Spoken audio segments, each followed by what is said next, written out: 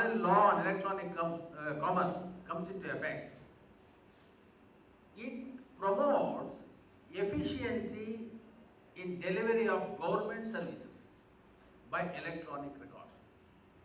2. To provide legal recognition for transactions carried out by means of electronic data interchange and other means of electronic communication. This is all the limited purpose with which this particular legislation was brought. But the way today the problems are posed to us, these problems does not really figure at all. The problems we are facing today in our country, probably the whole world, is totally different from the object with which this law is passed. It is only to promote efficiency in government delivery of government services. Today we are in the case of liberalization. All government services are now made out to private agencies, and if that is so, this scope of the law would be very, very limited. But unfortunately, though that was the object with which this legislation was passed, now already there are 2 amendments, and as I said, probably the governments of the day would appreciate the problem which is faced by this communication, and they would suitably amend the law, keeping in mind the real requirement.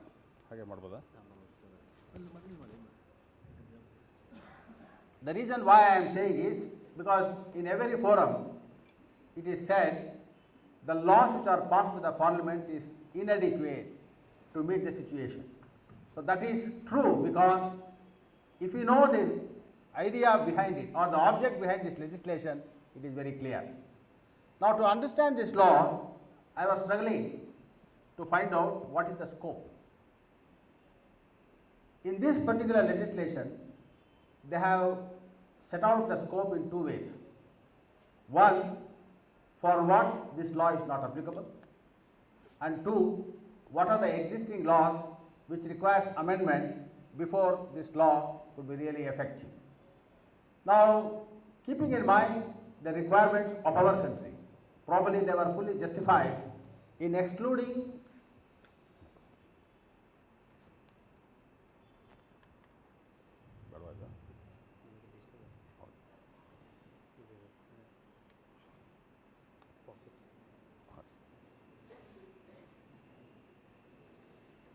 This is the problem of information technology.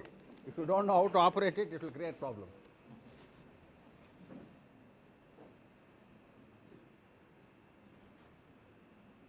Now, they have said this particular legislation is not applicable to 1. Section 13 of the Negotiable Instruments Act, because most of the commercial transactions in the country is by way of negotiable instruments. It may be a check, it may be a promissory note, it may be a bill of exchange. So totally this law was excluded insofar as this negotiable instrument was concerned. But fortunately, immediately it was amended to include a check and excluding the other types of the negotiable instruments. Then they have said this law is not applicable to the Power of Attorney Act. Rightly so, because even without this, the one instrument which is most abused in our country is the power of attorney. Half the disputes in our country is based on this power of attorney. Whether the power of attorney is duly executed, whether the power of attorney is revoked. If it is revoked, was it capable of being revoked? Because if it is a power of attorney coupled with interest, it can't be revoked unilaterally, is the dispute which we see in courts. Therefore, to put an end to this controversy, I would say advisedly the Parliament has excluded the application of this particular piece of legislation to disputes arising out of the power of attorney. Am I hearing? Is it work out there? Then they have also excluded this from the operation of Trust Act, because trust is something which is created by a person of his own volition for a benefit. That you can't do it on a computer, that you cannot do it by way of a internet, because you are not communicating to the outside world. It's purely something which is personal to you. Therefore, they said this particular legislation is not applicable to the trust under the Trust Act. Another category to which they have excluded is testamentary succession, because a chunk of litigation today throughout the country in Indian courts revolves around this will, proof of will, property being bequeathed in favor of legatees under a will. As the law stands itself, it is very difficult to prove a will. So therefore, they did not want any further mischief by very intelligent people making use of this technology and depriving people of the legitimate property which they would otherwise get by way of succession. Therefore, advisedly, I would say the Parliament was justified in excluding this law as far as wills are concerned. And the last of such exclusion is with reference to a contract for sale or conveyance of immovable property. Still in our country, the major litigation centers around immovable property. It may be a sale deed, it may be a lease deed, it may be a mortgage deed, it may be a gift. We have any number of disputes pending in courts regarding due execution of these documents. Thereby, the property belonging to a person is deprived by execution of these documents. So, as this particular technology is capable of being misused, probably here also the Parliament was right in excluding the application of the Information Technology Act to contracts relating to immovable property, especially with reference to transfer of an interest in an immovable property. So therefore, to understand this law, how it operates in actual life, as a judge I would like to know to which case this act applies. So for us it is made very clear where a question of will is involved, where a question of transfer of an immovable property is involved, where a power of attorney is involved, excluding the check, a negotiable instrument is involved, or a trust is involved. Don't bring in your knowledge of information technology or any of those provisions to decide that case. So therefore, these aspects are kept completely out of the purview of the Information Technology Act. After keeping these things apart, by way of this act itself, they have amended 4 enactments, the most important of which is the Indian Evidence Act. The second important thing which they have amended is the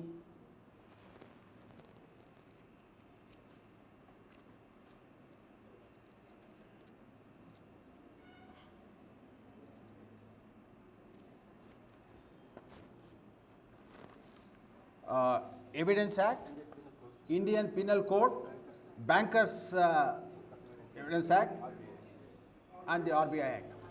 So as far as we are concerned about, I would say more particularly about Evidence Act.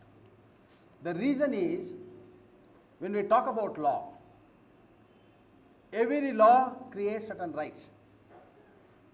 Once that right is infringed under that enactment, it provides a remedy. And these remedies invariably are in a court of law. So a person whose rights have been infringed, when he goes to court to enforce that law, then in the court, the question arises whether he has a right. If that right is denied by the other side, whether it is proved in accordance with law, and then only he is entitled to a relief in a court of law. Therefore, when we say whether you have proved your right, the law of proof in this country is contained in the Indian Evidence Act. It is an objective law. So every right, if it is to be established in a court of law, that person has to satisfy the requirement of law as contained in the Indian Evidence Act. That Indian Evidence Act, in turn, deals with, when they are dealing with a proof, first we have to find out what is to be proved. Is it in writing or is it oral? If it is in writing, is that writing is a manner known to law?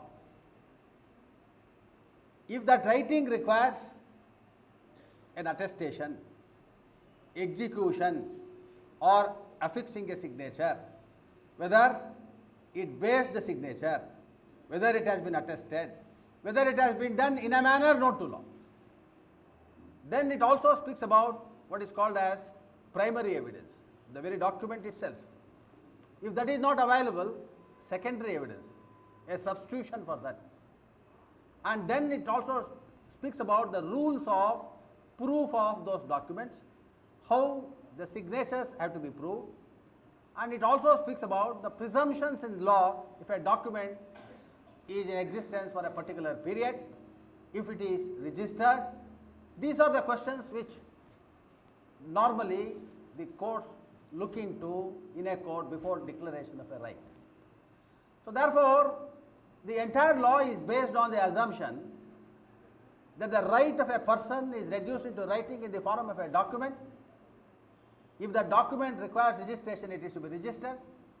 If it is to be stamped, it is to be stamped. If any presumption is to be drawn, it has to be drawn, and only when all this is done in the court of law, he can succeed. Now the entire concept of information technology is just opposite. Nothing is reduced into writing. That's why I said it is from paper-based to paperless technology. No document is reduced into writing. It does not contain the signature of a person. It is not registered. Then if such documents come into existence in the commercial world or in our day-to-day life, what is the value to be attached to that in a court of law? Because the Evidence Act as it exists is not sufficient, or it does not contain any provision. It did not contemplate a situation like this when they prescribed these rules of proof. It is in that context, now the entire Evidence Act has been substantially amended, providing for acceptance of these what is called as electronic documents. A document which comes into existence with the help of this technology, information technology, which is not in writing, it is not printed, it is not typed, it is not handwritten, it does not contain the signature, and it also does not contain the attestation as required in many provisions of various laws. But still today it is acceptable in court. It proves a fact which a person wants to prove. It proves a right of a person to a property. So it is in that context these amendments have been brought in. As far as Bankers Evidence Act is concerned, when the bank approaches a court to recover money, they can't move their entire books and accounts to the court.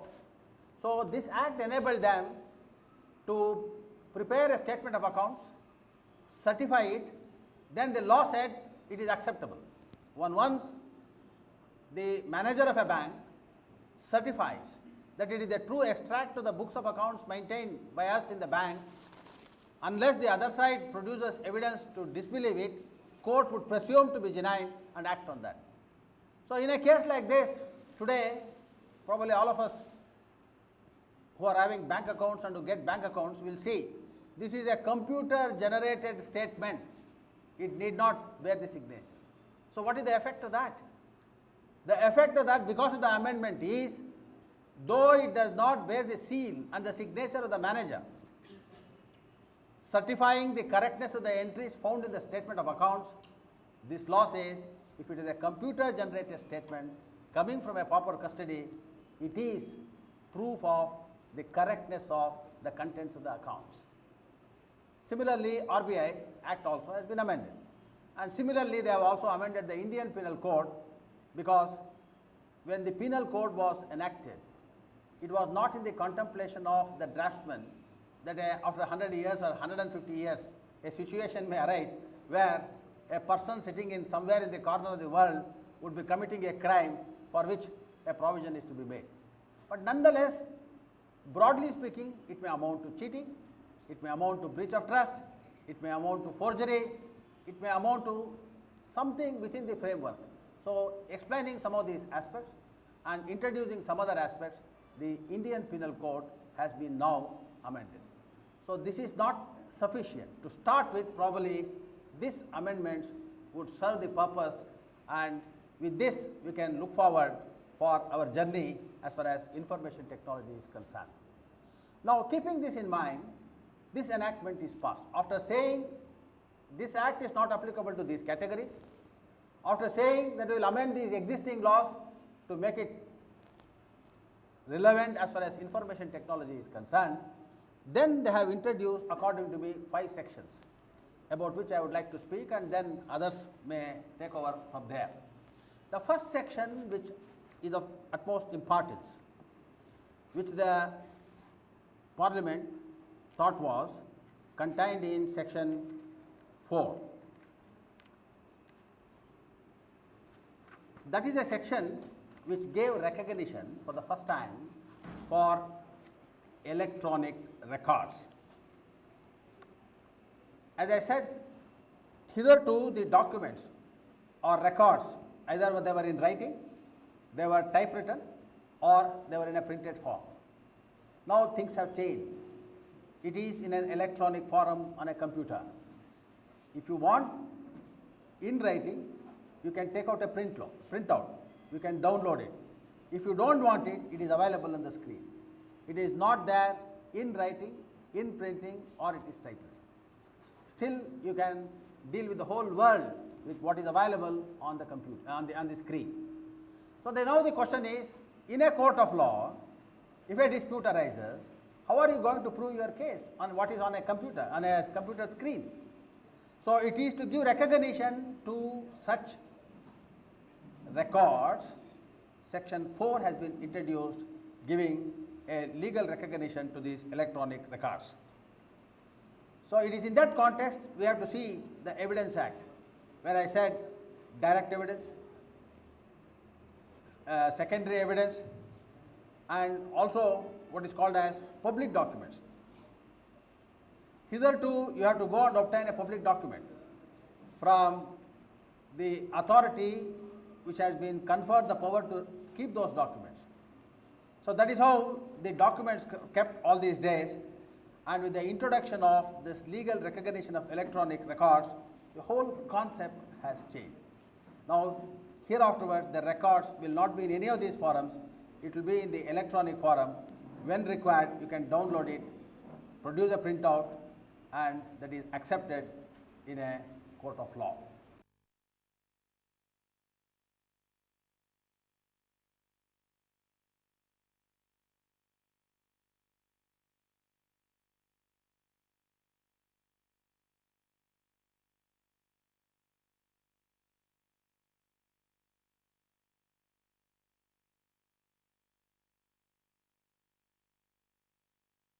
Contract.